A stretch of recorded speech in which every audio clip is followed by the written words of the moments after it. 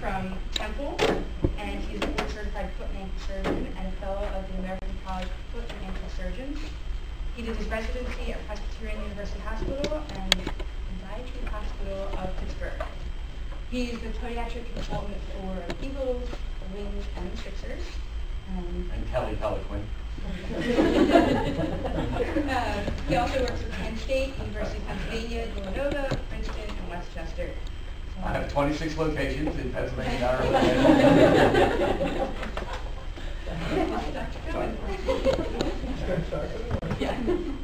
What I think we'll do, I'm going to run through some basic stuff, some injuries, and then at the end I'd like to show you really the fast track short form, what I do in the office. So we'll go through a quick exam so that you'll be familiar with it and won't scare you.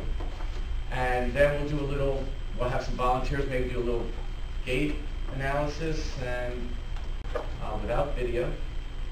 And then we'll finish up with questions. I'm very, as you can tell, very informal.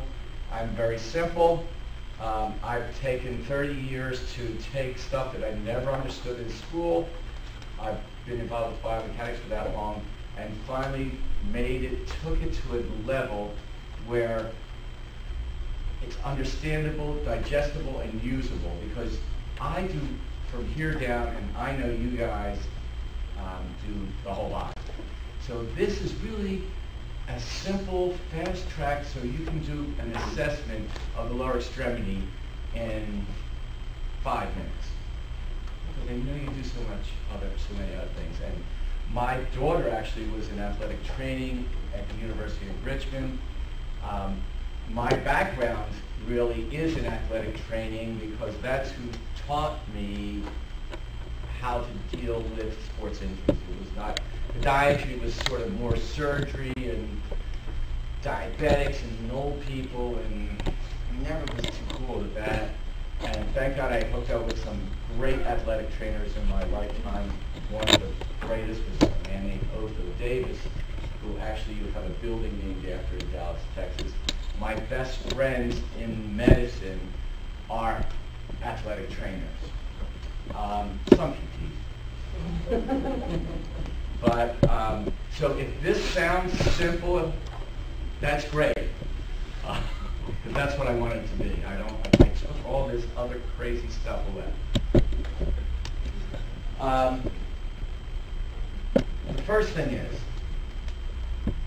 excess pronation from no matter what source, whether it be intrinsic in the foot or caused extrinsically from the hips, low back, muscle, knee, whatever rotations you have, excessive pronation, and the lack of the body's ability to absorb shock are the devil.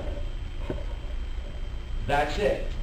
So what you have to know is in the foot that cannot absorb shock, or the extremity that cannot absorb shock for whatever reason, whether it's poorly fitting athletic shoe, and I mean improper selection of the athletic shoe, abnormal amount of training,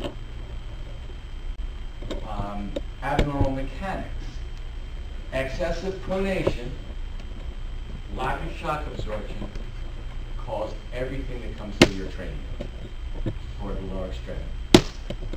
Your track kids, I find the poor athletic trainers in my colleges, their entry levels are usually track and cross country, and they end up with those chronic kids that rest them for a little bit, we'll just stretch them out, blah, blah, blah, blah, change a shoe maybe. They're always in there. Same thing that's happening. The shoe is wrong, the training's ridiculous, coaches are a little crazy at times, parents, I am under a super amount of pressure because I do high school, college, and pro, but I have been under so much pressure in the last few years because as the price of college tuitions go up, the parents, their kids the next Michael Jordan or something like that. So they really work these kids really, really way too hard. I mean, there's never a season off. They're in 2 club teams, they're in a school team, they're in a travel team. So a lot of this stuff I see is so mindless. If you just look at the mechanics, get the right shoe, and get some kind of normal training program, you're going to be fine. But we don't. And thank God, because I'm still in business. Without any further ado, let's go. Okay. It did? Yeah. My technical skills are very good. Who's the technical training? I'll take full. There you go. But wait, hold on. There we go. Okay, so these are mainly, Trish, am I okay over here with me? These are mainly sports injuries that you know more about than I do, except I'm going to relate the little I know with the lot I know about foot types. So I'm going to tell you where you're going to see what foot type mainly you're going to see these conditions in. Everyone knows what the iliotibial band is. Everyone knows why we have problems with it. I don't know if it really stretches or not, but I tell everybody you've got to be stretching your iliotibial band. And most of the stuff I know, I get, after I make a diagnosis, I actually leave it up to you and my therapy people to treat the patient, and I take all the credit. So, here's what we see most of the time, and I'm going to tell you some things have changed since the program that I wrote this. Most of the time when I see iliotibial band, I see it because lack of training, that you go into then too much training. A lot of times in the early days we thought it was just because there was too much training with hills. We thought downhill running, which is of course more pounding than uphill, even than flat of course, gives you lack of shock absorption. It goes right into the kinetic chain. Where the problem ends up is most of the time, as you know, not the problem. The problem is from a remote source such as a pronated foot or a high arch foot. Lack of shock absorption, poor shoe, poor training.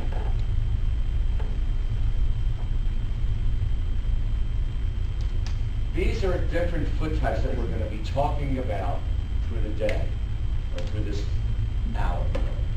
Now, I'm going to show you these foot types because we're going to take volunteers and they're pretty common. The most interesting thing is, the more common the illness, the more common the foot type you see. So, plantar fasciitis, patellofemoral syndrome, iliotibial band, stress fractures all occur in pretty much the same foot types. So this is really going to be easy for you to understand because they're going to be excessive pronators and they're going to have a shock absorption component, a lack of shock absorption component with them. They're basically, these are the medical descriptions of the foot types iliotibial band is seen in, and you'll notice that a lot of this will be seen throughout every piece that I show you.